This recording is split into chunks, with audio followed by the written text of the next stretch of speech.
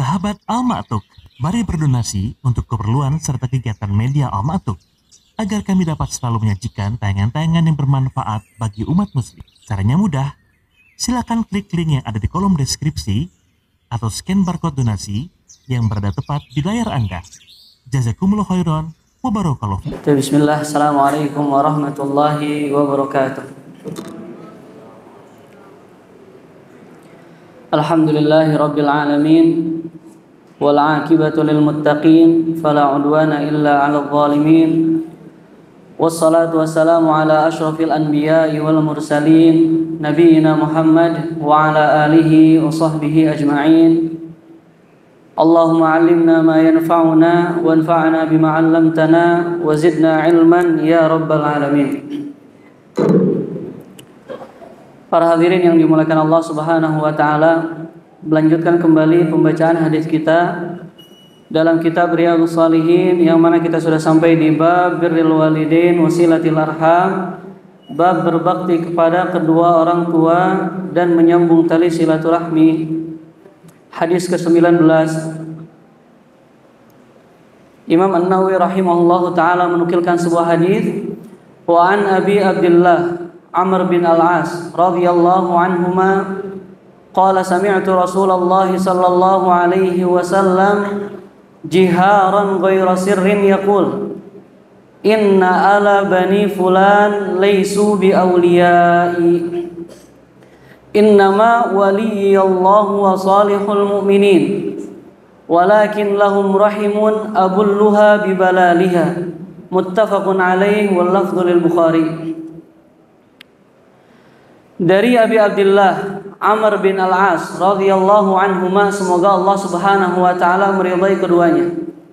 Dia berkata, aku mendengar Rasulullah sallallahu alaihi wasallam jiharan ghairi sirrin. Rasulullah sallallahu alaihi wasallam bersabda dengan perkataan yang lantang tidak pelan, inna ala bani fulan laisu bi auliyai. Kata Nabi Muhammad sallallahu alaihi wasallam, sesungguhnya keluarga Bani Fulan bukanlah wali-waliku. Sesungguhnya keluarga Bani Fulan bukanlah wali-waliku. Innama waliyallahu wa salihul mu'minin. Wali-waliku hanyalah Allah Subhanahu wa taala dan orang-orang soleh dari kalangan orang-orang mukmin. Walakin lahum rahimun abulluha bibalaliha. Akan tetapi mereka memiliki ikatan rahim denganku yang senantiasa akan aku basahi. Hadis ini diriwayatkan oleh Imam Bukhari dan Imam Muslim, dan lafaz yang dinukilkan oleh Imam An-Nawawi adalah lafaznya Imam Bukhari. Para hadirin yang dimuliakan Allah Subhanahu wa taala, sahabat Amr bin Al-As radhiyallahu anhu di sini sebelum beliau menyampaikan perkataan Nabi Muhammad SAW, beliau menyampaikan bagaimana kondisi Nabi SAW berkata. Dia katakan bahwasannya Nabi jiharan ghairi sirrin. Nabi berkata dengan perkataan yang lantang, suara yang keras, suara yang jelas. Ghairi sirrin, tidak pelan. Apa yang Nabi katakan? Bahwasannya inna ala bani fulan laisu bi auliyai. Sesungguhnya keluarga Bani Fulan bukanlah wali-waliku. Di sini Nabi SAW berlepas diri dari orang-orang yang berbuat kufur dan kekufuran.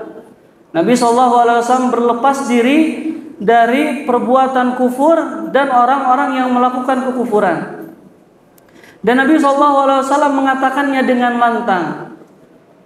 Dan inilah yang seharusnya kita laksanakan, yang harusnya seorang muslim lakukan. Dia harus bersikap lantang untuk berlepas diri dari kekafiran dan orang-orang kafir.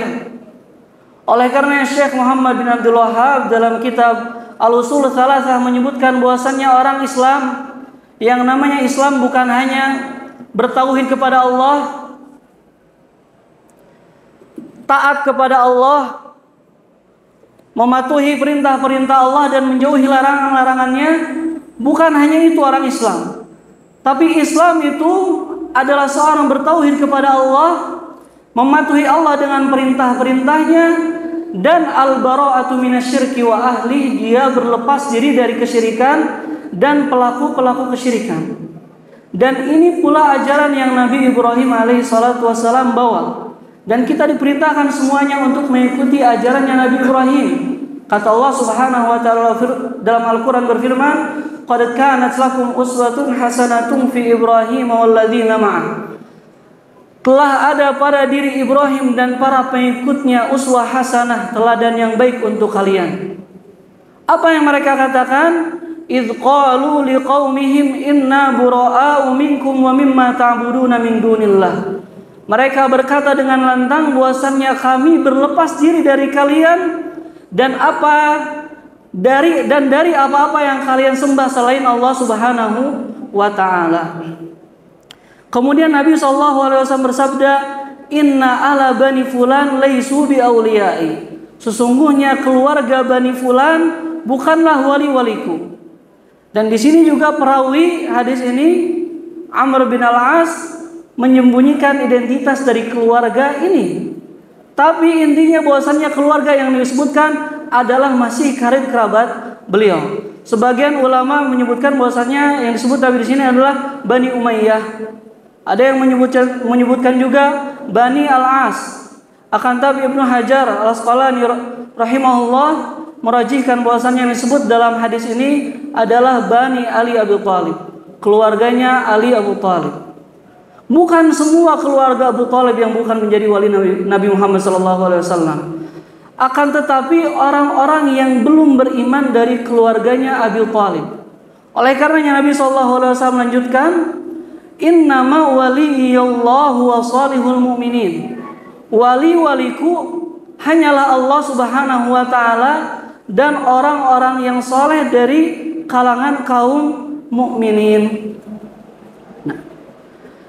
Jadi wali Nabi yang Nabi SAW jadikan wali, Nabi cintai, Nabi kasihi adalah orang-orang soleh dari kaum mukminin. Oleh karenanya nasab itu tidaklah berpengaruh ketika seorang itu tidak soleh, dia bukan orang beriman.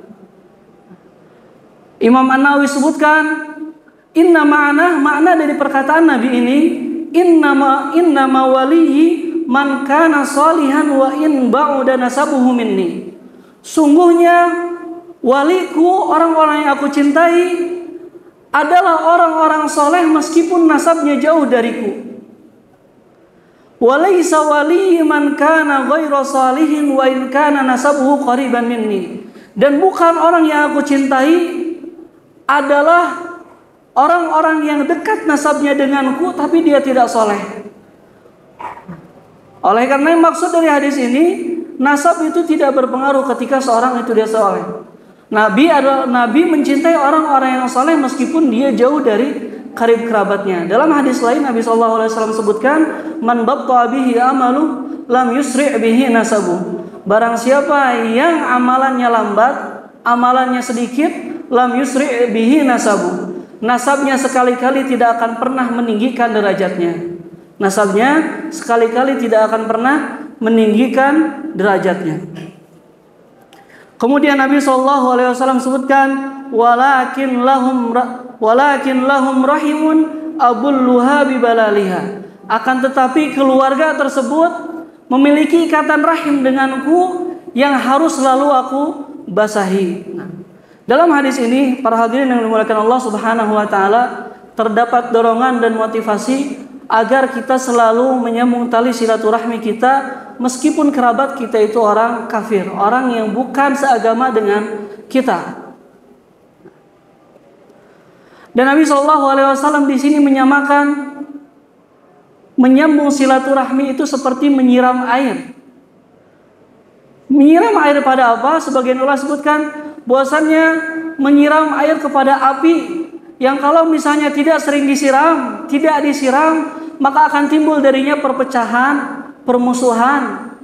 Dan kalau sering disiram, maka dia seperti tanah.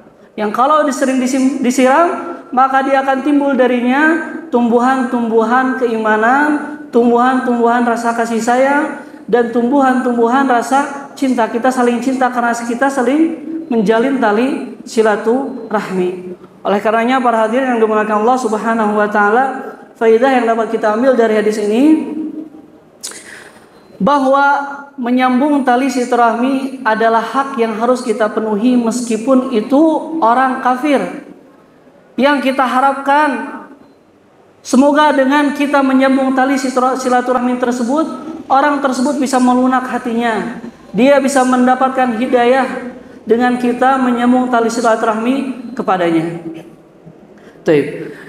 Itu mungkin yang dapat kami sampaikan. Kurang lebihnya ana mohon maaf. Subhanakallahumma bihamdika asyhadu an la ilaha illa anta astaghfiruka wa atubu ilaik. Assalamualaikum warahmatullahi wabarakatuh.